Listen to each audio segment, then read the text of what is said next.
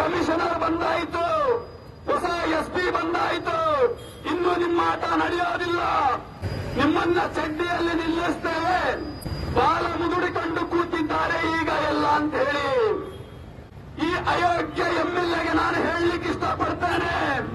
ಈ ದಕ್ಷಿಣ ಕನ್ನಡ ಜಿಲ್ಲೆಯಲ್ಲಿ ನಿನ್ನಂತ ಎಷ್ಟೋ ಅಯೋಗ್ಯರನ್ನ ನೋಡಿಕೊಂಡು ಬಂದಿದೆ.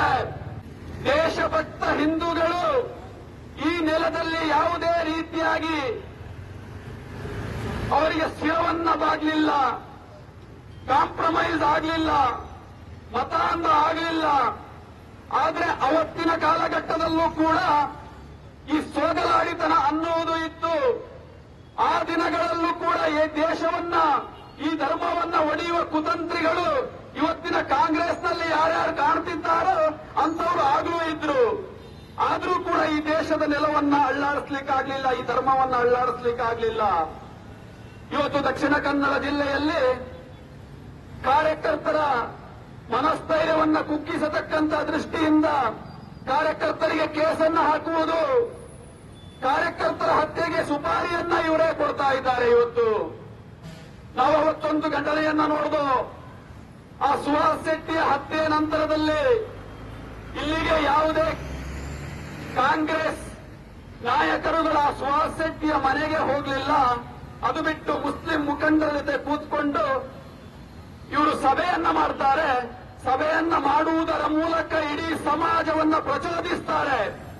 ಹಾಗಾಗಿ ಕೇಸುಗಳನ್ನು ಹಾಕಬೇಕಾಗಿರುವುದು ಹಿಂದೂ ಕಾರ್ಯಕರ್ತರಿಗೆ ಅಲ್ಲ, ಆ ಸಚಿವರಿಗೆ ಕೇಸನ್ನು ಹಾಕಬೇಕಾಗಿತ್ತು, ಆ ಗೃಹ ಸಚಿವರಿಗೆ ಕೇಸನ್ನು ಹಾಕಬೇಕಾಗಿತ್ತು.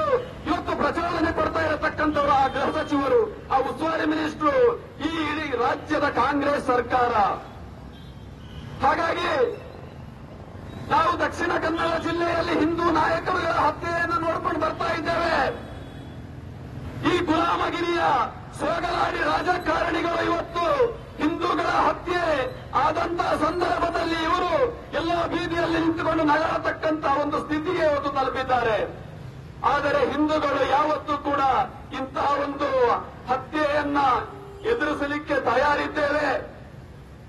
ಹಿಂದೂ ಸಮಾಜ ನಿರ್ವೀರ್ಯ ಸಮಾಜ ಅಲ್ಲ ಅನ್ನುವುದನ್ನ ಈ ಮೊದಲು ಎಷ್ಟೋ ಬಾರಿ ನಾವು ಸಾಬೀತನ್ನ ಪಡಿಸಿದ್ದೇವೆ. ಇವತ್ತು ಈ ರಾಜ್ಯದಲ್ಲಿ ಲವ್ ಜಿಹಾದ್ ಇರಬಹುದು, ಗೋಹತ್ಯೆ ಇರಬಹುದು, ಮತಾಂತರ ಇರಬಹುದು, ಈ ಎಲ್ಲ ವಿಷಯಗಳು ಇದ್ದಾಗಲೂ ಕೂಡ ಸರ್ಕಾರ ಯಾವುದೇ ಮುನ್ನೆಚ್ಚರಿಕೆ ಕ್ರಮಗಳನ್ನು ತಗೊಳ್ತಾ ಇಲ್ಲ. ಅದನ್ನ ಬಿಟ್ಟು ಇಲ್ಲಿ ಯಾವುದೇ ದಂಧೆಗಳಿಗೆ ಅವಕಾಶವನ್ನ ಕೊಟ್ಟಿದೆ, ಬೇರೆ ಬೇರೆ ರೀತಿಯ ಚಟುವಟಿಕೆಗಳಿಗೆ ಅವಕಾಶವನ್ನ ಕೊಟ್ಟಿದೆ. ನಿನ್ನೆ ಇಲ್ಲಿಯ ಒಬ್ಬ ಶಾಸಕ ಹೇಳ್ತಾನೆ, ಹೊಸ ಕಮಿಷನರ್ ಬಂದಾಯಿತು, ಹೊಸ ಎಸ್ಪಿ ಬಂದಾಯಿತು, ಇನ್ನು ನಿಮ್ಮ ಆಟ ನಡೆಯೋದಿಲ್ಲ, ನಿಮ್ಮನ್ನ ಚಡ್ಡಿಯಲ್ಲಿ ನಿಲ್ಲಿಸ್ತೇವೆ, ಬಾಲ ಮುದುಡಿಕೊಂಡು ಕೂತಿದ್ದಾರೆ ಈಗ ಎಲ್ಲ ಅಂತ ಹೇಳಿ ಈ ಅಯೋಗ್ಯ ಎಂಎಲ್ಎಗೆ ನಾನು ಹೇಳಲಿಕ್ಕೆ ಇಷ್ಟಪಡ್ತೇನೆ. ಈ ದಕ್ಷಿಣ ಕನ್ನಡ ಜಿಲ್ಲೆಯಲ್ಲಿ ನಿನ್ನಂತ ಎಷ್ಟೋ ಅಯೋಗ್ಯರನ್ನ ನೋಡಿಕೊಂಡು ಬಂದಿದೆ. ಆದ್ರೆ ಒಂದು ವಿಚಾರವನ್ನ ತಿಳ್ಕೊಳ್ಬೇಕು, ಯಾವುದೇ ಕಮಿಷನರ್ ಬಂದಿರಬಹುದು, ಯಾವುದೇ ಎಸ್ಪಿ ಬಂದಿರಬಹುದು, ನಾವು ಸಂವಿಧಾನಕ್ಕೆ ಗೌರವ ಕೊಡ್ತೇವೆ, ಕಾನೂನಿಗೆ ಗೌರವ ಕೊಡ್ತೇವೆ. ಹಾಗಾಗಿ ನಿನ್ನಂತ ಅಯೋಗ್ಯ ಇವತ್ತು ಇಸ್ಲಾಮೀಕರಣದ ತುಷ್ಟಿಗೋಸ್ಕರವಾಗಿ, ಇವತ್ತು ಮುಸಲ್ಮಾನರ ಓಟಿಗೋಸ್ಕರವಾಗಿ ಇವತ್ತು ಶರಿಯತ್ತನ್ನ ಇವತ್ತು ಬೆಂಬಲಿಸೋದಿಲ್ಲ.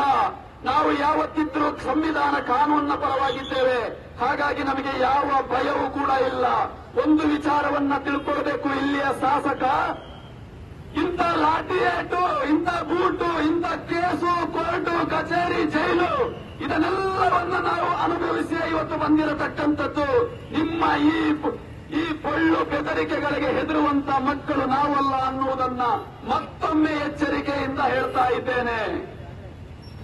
ಇವತ್ತು ನೋಡಿರಬಹುದು, ಈ ಡೋಂಗಿ ಕಾಂಗ್ರೆಸ್ ವಾದಿಗಳು, ನಕಲಿ ಗಾಂಧಿವಾದಿಗಳು, ಇವರು ಯಾರು ಒರಿಜಿನಲ್ ಅಲ್ಲ. ಇವತ್ತು ಅಲ್ಲಿ ಯಾರೋ ನಕಲಿ ಗಾಂಧಿಗಳು ಹೇಳಿದಂತಹ ಒಂದು ಕಾನೂನನ್ನ, ಆ ಯೋಜನೆಯನ್ನ ಇವರು ಇಲ್ಲಿ ಕೂತ್ಕೊಂಡು ರೂಪಿಸುವಂತದ್ದು.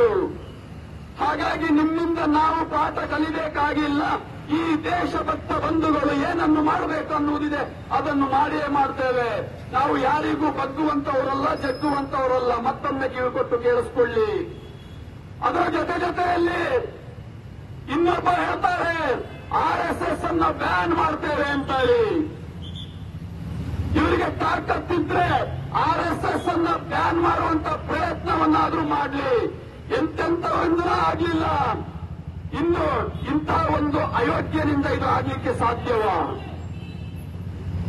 ಬಂಧುಗಳೇ, ಈ ದೇಶದಲ್ಲಿ ನಾವು ದಿವಸಕ್ಕೆ ಒಂದು ರೀತಿಯ ಅನುಭವವನ್ನ ಹಿಂದೂ ಸಮಾಜ ಅನುಭವಿಸಿಕೊಂಡು ಬರ್ತಾನೇ ಇದೆ. ಇವತ್ತು ನಾವು ಯಾವುದೋ ಸ್ಟೇಷನ್ಗೆ ಕಲ್ಲು ಹೊಡೆಯವರಲ್ಲ, ಎಲ್ಲ ಸ್ಟೇಷನ್ಗೆ ಬೆಂಕಿ ಹಚ್ಚವರಲ್ಲ ಅನ್ನೋದನ್ನ ಒಮ್ಮೆ ನೆನಪಿನಲ್ಲಿಟ್ಟುಕೊಳ್ಳಿ ಈ ಭಾಗದ ಶಾಸಕರು.